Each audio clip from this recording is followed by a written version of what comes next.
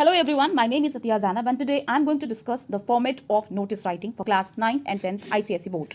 तो सबसे पहले हम ये डिस्कस करते हैं कि नोटिस होता क्या है। नोटिस एक शॉर्ट कॉम्पोजिशन होता है जो कि एक फॉर्मल स्टाइल में यानी एक पर्टिकुलर खास स्टाइल में ही लिखा जाता है, जिसके जरिए हम दूसरों को इन्फॉर्मेशन पहुंचाते हैं। आपने बैंक ऑफिस में या फिर किसी इंस्टीट्यूशन में या फिर अपने स्कूल में नोटिस बोर्ड देखा होगा जिसमें नोटिस लिखा रहता है। तो आजकल टेक्नोलॉजी के ज़माने में क्या नोटिस की ज़रूरत अभी भी पड़ती है? हमारे पास व्हाट्सएप है, हमारे पास ईमेल है, हमारे पास डिफरेंट मोड्स ऑफ कम्युनिकेशन है, तो फिर नोटिस राइटिंग अभी भी क्यों क्लास 9 10th ICSE बोर्ड के बच्चों को प्रिपेयर करना पड़ता है? इसका आंसर ये है कि अभी भी स्कूल, कॉलेजेस या किसी इंस्टीट्यूशन में नोटिस राइटिंग का बहुत ज़्यादा रोल होता है। मान लीजिए आपके स्कूल में कॉम्पिटिशन होना है या कोई प्रोग्राम होना है या पिकनिक पे जाना है, तो उसके लिए एक खास नोटिस बोर्ड होता है जिसपे आप नोटिस लिख सकते हो कि सारे स्टूडेंट्स को इन्फॉर्म किया जाता है कि इस दिन ये प्रोग्राम होना है, इसमें पार्टिसिपेट करने के लिए आप इन टीचर को कांटेक्ट करें। एक तरीका ये हो सकता है कि सारी क्लासेस में कोई एक जाए और बार बार जाकर बच्चों को अनाउंस करे। So rather than announcing, it's a better idea to put a notice on the notice board, right. तो स्कूल्स एंड कॉलेजेस वगैरह में आज भी नोटिस राइटिंग का अपना एक अलग ही इंपॉर्टेंस है। नोटिस राइटिंग बहुत तरीके से लिखा जाता है। अगर आप सीबीएसई फॉर्मेट से बात करो, सीबीएसई स्कूल्स में जो नोटिस बच्चों को सिखाया जाता है उसका पैटर्न बिल्कुल अलग होता है, राइट। आईसीएसई में डिफरेंट होता है। तो ये बात आप बहुत स्ट्रिक्टली फॉलो करना कि अगर आप आईसीएसई स्टूडेंट हो तो आपको एक खास फॉर्मेट ही फॉलो करना है जो आपके आईसीएसई काउंसिल ने आपको प्रोवाइड किया है। तो ये तो था introduction. Now let's get started to discuss format of notice writing. Notice writing 5 marks का होता है, चाहे वो 9th क्लास में पूछा जाए आपसे, चाहे 10th क्लास में। अब इन 5 मार्क्स में टोटल 6 चीजें आपको इंक्लूड करनी होती है और यही 6 चीजें आपको पूरे के पूरे 5 नंबर देंगी। आपको फुल मार्क्स स्कोर कर रहे हैं तो आप मेरी एक सलाह मानिए, आपको अपना दिमाग बिल्कुल भी नहीं चलाना है, कोई ऊट पटांग एक्स्ट्रा चीज नहीं लिखना है।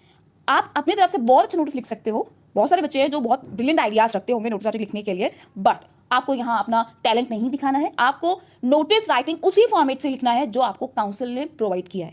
वो 6 चीजें क्या होती हैं जो हमें नोटिस राइटिंग में इंक्लूड करनी है, इससे पहले आप ये जानो कितने तरीके के नोटिस होते हैं, राइट। तो पहला नोटिस जो होता है वो किसी फंक्शन, इवेंट, प्रोग्राम या मीटिंग के लिए लिखा जाता है। दूसरा हो सकता है किसी टूर्स एंड ट्रैक्स के बारे में बच्चों को इन्फॉर्म करने के लिए नोटिस लिखने को बोला जाए। तीसरा टाइप होता है लॉस्ट फाउंड नोटिस। सपोज किसी बच्चे की कोई बॉटल खो गई है, किसी की वॉच खो गई है, या किसी को फील्ड में किसी की वॉच मिली है। इफ यू हैव फाउंड और if you have lost anything, right, तो आपको उसके रिगार्डिंग एक नोटिस लिखना है कि जिसको भी मेरी बॉटल मिल जाए या जिसको भी मेरी वॉच मिल जाए तो मुझे रिटर्न कर दें, उसको मैं एक गिफ्ट दूंगा, whatever you want to add there. So इस तरीके के जो नोटिस होते हैं वो होते हैं लॉस्ट फाउंड नोटिस, राइट। या अगर आपको मिल गई है किसी की चीज, उसके बारे में आप बताना चाहो कि ये चीज यहाँ पे मिली है, जिसकी भी है वो इससे कॉन्टैक्ट करे, तो ये जो नोटिस राइटिंग होगा इसको हम 3rd कैटेगरी में रखेंगे, लॉस्ट फाउंड नोटिस। अब इन 3 कैटेगरीज में से आपसे कौन सा टाइप ऑफ नोटिस पूछा जाता है, तो आंसर है फर्स्ट वाला।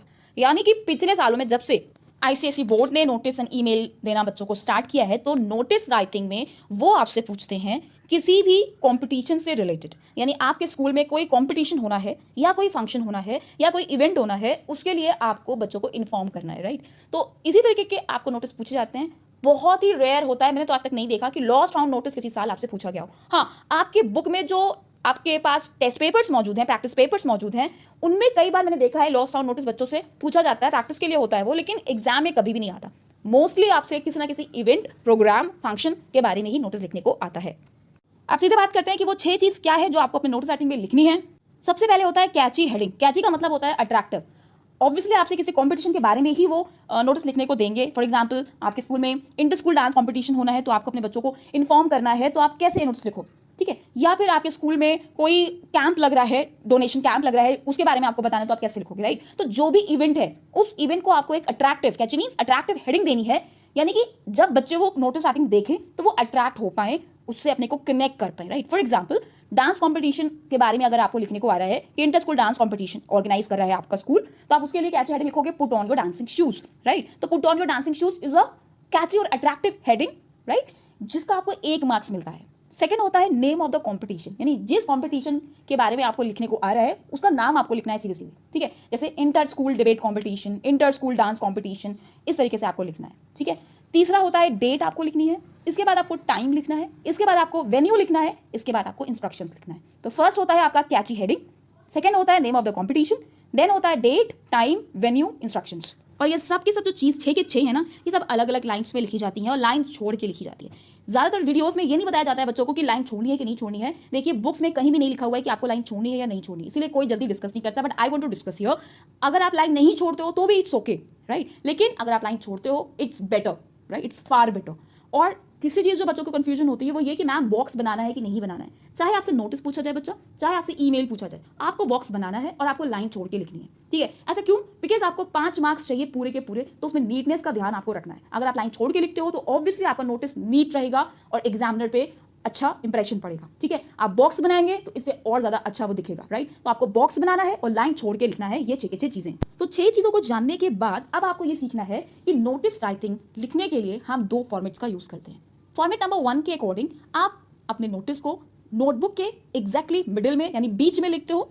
सेकेंड फॉर्मेट के अकॉर्डिंग आप अपने नोटिस को लेफ्ट कॉर्नर से लिखते हो, राइट। तो फर्स्ट डिफरेंस होता है दोनों में, एक में आपको बीच में लिखना होता है और सेकेंड में आपको लेफ्ट कॉर्नर से लिखना होता है। तो फॉर्मेट 1 यानी कि मिडिल फॉर्मेट एंड फॉर्मेट 2 को आप बोल सकते हो कॉर्नर फॉर्मेट, ठीक है। तो फॉर्मेट 1 फॉर्मेट 2 करके अगर आप बोलेंगे तो आपको थोड़ा सा कंफ्यूजन हो सकता है। तो फॉर्मेट 1 यानी कि मिडिल फॉर्मेट जिसमें हम लोग बीचों बीच लिखते हैं और फॉर्मेट 2 यानी जिसमें हम कॉर्नर से लिखते हैं। अब मिडिल फॉर्मेट और कॉर्नर फॉर्मेट में कुछ और भी डिफरेंसेस होते हैं जो आपको बहुत अच्छे से याद रखने हैं। सबसे पहला, जो आपको कैची हेडिंग लिखना होता है, अट्रैक्टिव हेडिंग जो लिखनी होती है, उसमें जब आप मिडिल में लिखते हो तो मिडिल वाले में आपको यह ध्यान रखना है कि उस हेडिंग में जितने भी वर्ड्स है ना, हर वर्ड का फर्स्ट लेटर कैपिटल होगा। फिर से सुन लीजिए, हर वर्ड का फर्स्ट लेटर कैपिटल होगा। जैसे कि आपको लिखना है Put on your dancing shoes, तो POYDS should be capital and not should be, it must be capital। तभी आपको पूरा 1 मार्क मिलेगा। जबकि कॉर्नर फॉर्मेट जो होता है उसमें जो कैची हेडिंग लिखी जाती है उनमें जो वर्ड्स होते हैं उसका हर लेटर कैपिटल लिखा जाता है, राइट। तो ध्यान रखिएगा, अगर आपको मिडिल फॉर्मेट लिखना है तो आप सिर्फ और सिर्फ फर्स्ट लेटर कैपिटल बनाओगे, जबकि कॉर्नर वाले में सारे लेटर्स आपको कैपिटल रखने हैं। सेकंड चीज जो आप लिखते हो, नेम ऑफ द कंपटीशन, वो दोनों में सेम तरीके से लिखा जाता है। इसमें भी आपको ध्यान रखना है कि जितने वर्ड्स हैं उन हर वर्ड में फर्स्ट लेटर आपका कैपिटल होगा, right. For example inter school dance competition, I should be capital, S should be capital, D and C should be capital. And अगर यही चीज आपको कॉर्नर वाले से लिखना है तो भी आप हर वर्ड का फर्स्ट लेटर कैपिटल रखोगे। तीसरा डिफरेंस आपको याद रखना है, डेट जो हम लिखते हैं, अगर आप मिडिल से लिख रहे हो, मिडिल फॉर्मेट यूज कर रहे हो, तो फिर आपको प्रीपोजिशन ऑन का यूज करना है। आप बिना ऑन के नहीं लिखोगे, राइट। तो ऑन फॉर एग्जाम्पल 18 दिसंबर 2022, तो 18 में भी जो TH आप लिखते हो वो इंडेक्स पे नहीं लिखा जाता है, वो लाइन पर ही लिखा जाता है। आप एग्जाम्पल देख सकते हो स्क्रीन पर, तो TH आप कहाँ लिखोगे? लाइन पर लिखोगे। डेट लिखने का और कोई तरीका नहीं यूज करना है, आपको एक्स्ट्रा दिमाग नहीं चलाना है, मैं बार बार बोल रही हूँ। तो ऑन 18 दिसंबर 2022 इस तरीके से आपको लिखना है। और ये भी ध्यान रखिए कोई कॉमा नहीं लग रहा है मिडिल फॉर्मेट में। और जबकि आप कॉर्नर फॉर्मेट जब यूज करते हो तो उसमें बाकायदा DATE डेट हेडिंग मेंशन करना होती है, जिसमें D कैपिटल होता है। और उसके बाद आप डैश नहीं लगाते हो, कोलन का यूज करते हैं, 2 डॉट्स लगाते हैं। तो ये छोटी छोटी चीजें होती है। एज अ टीचर मैं बच्चों के मार्क्स डिडक्ट करती हूँ, तो ऑब्वियसली आपके टीचर्स भी आपके मार्क्स डिडक्ट करेंगे। इस वजह से बेहतर है कि आप DATE डेट के बाद कोलन का यूज करेंगे। और इस फॉर्मेट में जब आप डेट लिखोगे, यानी कि जो कॉर्नर फॉर्मेट होता है बच्चा, उसमें जब आप डेट लिखते हो तो आपको डे भी मेंशन करना होता है, राइट। कैसे लिखोगे आप? ट्यूसडे, वेडनेसडे, जो भी डे है वो लिखोगे, जिसमें फर्स्ट लेटर कंपल्सरी कैपिटल बनाना है आपको। कॉमा लगाएंगे आप और सीधे लिखेंगे बिना TH बिना RD यूज करके 24 जुलाई, कॉमा 2021 या फिर 2022, whatever the year is, right. तो सबसे पहले आपको डे लिखना है, कॉमा लगाना है, सीधे डेट मेंशन करनी है, 24 जुलाई, 25 दिसंबर, व्हाटएवर, राइट। एंड मंथ का फर्स्ट लेटर कैपिटल होना चाहिए, कॉमा लगा के आपको ईयर लिखना है। तो आपने देखा होगा कि 2 कॉमास का यूज किया जाता है डेट में जब आप कॉर्नर फॉर्मेट का यूज करते हो। वहां पे क्या था? नो कॉमास, सीधे आपको ऑन 18 दिसंबर 2022 लिखना है विदाउट कॉमास। सेम आपको याद रखना है टाइम में, जब आप मिडिल फॉर्मेट से लिखते हो तो वहां पे आप फ्रॉम टू का यूज करते हो, right. From 10 AM to 4 PM। और आप ये ध्यान रखोगे A.M. AM जब आप लिखोगे A के बाद भी डॉट लगाना है, M के बाद भी डॉट लगाना है। सिमिलरली P और M के बाद डॉट लगाना है। आपको डॉट्स नहीं भूलने हैं। बहुत से बच्चे क्या करते हैं, A और M के बीच में लगा देते हैं, बस नहीं, M के बाद भी लगता है, राइट। और एक और चीज, कैपिटल AM और कैपिटल PM नहीं लिखा जाता है, बहुत सारे बच्चे इसमें भी गलती करते हैं। तो प्लीज आप ये ध्यान रखिएगा, A.M. P.M. आपको स्मॉल रखना है। सेकंड चीज, अगर आपको लिखना है 10 बजे से 4 बजे तक, तो आपको 10 जब आप लिखोगे तो 10 पॉइंट लगाओगे, कोलन नहीं लगता है, राइट। तो ये भी आपको ध्यान रखना है। 10.00, बहुत से बच्चे क्या करते हैं 10 लिख देते हैं ओनली, नो, आपको ये नहीं करना है। 10.00 AM to 4.00 PM आपको इस तरीके से लिखना है। और आपको फ्रॉम टू का यूज करना है मिडिल फॉर्मेट में। जबकि जब कॉर्नर फॉर्मेट आप यूज करोगे तो आप टाइम हेडिंग मेंशन करोगे, T आपका कैपिटल होना चाहिए, कोलन लगाएंगे आप, इसके बाद 7 PM to 10 PM जो भी टाइमिंग्स आपको लिखनी है। यहाँ भी आपको पहले वाली बातें याद रखनी है, A.M. एंड 4.00, ना कि 4:00। नेक्स्ट आपको लिखना होता है वेन्यू। जब आप वेन्यू लिखते हो तो वेन्यू में 2 चीजें आपको लिखनी होती हैं। कभी कभी बच्चे क्या करते हैं, वेन्यू में सीधे स्कूल का नाम डाल देते हैं, ऐसा नहीं करते हैं। आपको वेन्यू में 2 चीजें लिखनी है, name of the hall and name of school. फिर से याद रख लीजिए, आप लोकेशन भी बतानी होती है आपको अपने स्कूल के साथ साथ। फॉर एग्जाम्पल अगर आप मिडिल फॉर्मेट से लिख रहे हो तो आपको यूज करना है एट, ठीक है। तो एट के बाद आप सीधे बताओगे नेम ऑफ हॉल, जिस हॉल में भी आपका प्रोग्राम हो रहा है वो बताओगे, राइट। फॉर एग्जाम्पल एट के बाद Minerva Hall, comma name of school, और हॉल का नाम जो भी है उसका जो फर्स्ट लेटर है वो आपका कैपिटल होगा। इतना कॉमन सेंस आपके पास खुद होगा। कॉमा लगा के नेम ऑफ स्कूल लिखोगे, और नेम ऑफ स्कूल शॉर्ट में लिखना। अगर आपके स्कूल का नाम बहुत लंबा चौड़ा है तो आपको पूरा लिखने की जरूरत नहीं है, आप शॉर्ट में लिखोगे, भाई। तो यहाँ पे एग्जाम्पल है at Minerva Hall, comma Saint Anthony's School, Saint Anthony School के प्लेस पे आप अपने स्कूल का नाम मेंशन करोगे शॉर्ट में। कॉर्नर फॉर्मेट में भी जब हम वेन्यू लिखते हैं उसमें भी दो चीजें ही लिखनी होती है हमको, name of the hall comma name of school, और यहाँ पे वेन्यू हेडिंग बाकायदा आप डालोगे, वहाँ पे आप एट यूज कर रहे हो तो यहाँ पे आप हेडिंग डालोगे वेन्यू और डॉट्स का यूज करोगे, 2 डॉट्स का, जिसको हम कोलन कहते हैं, राइट। यहाँ पे भी सेम आपको लिखना है name of the hall comma name of school.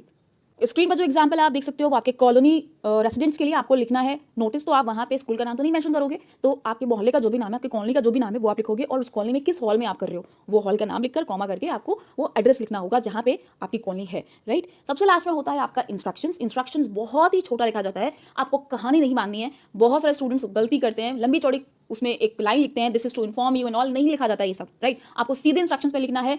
जो भी स्टूडेंट्स इस कंपटीशन में इंटरेस्टेड है वो इस टीचर को अपना नाम रजिस्टर करा दे, ठीक है। तो इसी तरीके से आपको इंस्ट्रक्शन लिखना होता है। आपको अगेन नहीं बताना है कि our school is organising an event और a competition, no, nothing you have to write there. आपको सीधे बताना है all the students who wish to participate are और have to give their names to this teacher on or before this, or you can write interested students from these classes or this class to this class may register with this teacher on or before this date, right। तो इस तरीके से आपको instruction लिखना होता है। आपको दोबारा से नहीं बताना होता है कि this is to inform you.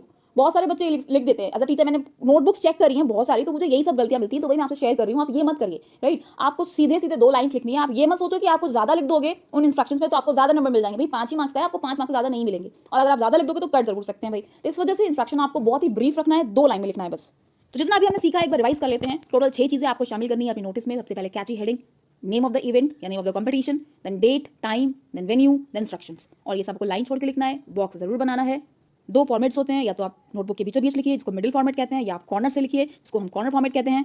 Kainchi heading जब आप बीचों बीच में लिखते हो तो कैपिटल लेटर्स में नहीं लिखी जाती, बस हर वर्ड का फर्स्ट लेटर कैपिटल बनाया जाता है, जबकि जब आप कॉर्नर से लिखते हो तो उसमें सारे लेटर्स आपको कैपिटल में लिखने होते हैं।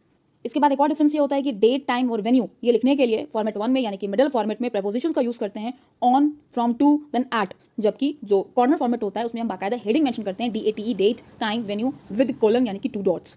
Last but not the least, जो इंस्ट्रक्शंस लिखते हैं बहुत ही ब्रीफ लिखते हैं, एक्स्ट्रा लंबा चौड़ा आपको नहीं लिखना है, ये तो बिल्कुल भी नहीं लिखना है, this is to inform you बिल्कुल भी नहीं लिखना है। आपको सीधे बताना है all the students and all, जो मैंने अभी आपको बताया था। I hope the content is useful and different from others and you liked as well. Do write in comment box which topics do you want from my side next time. Thank you for watching.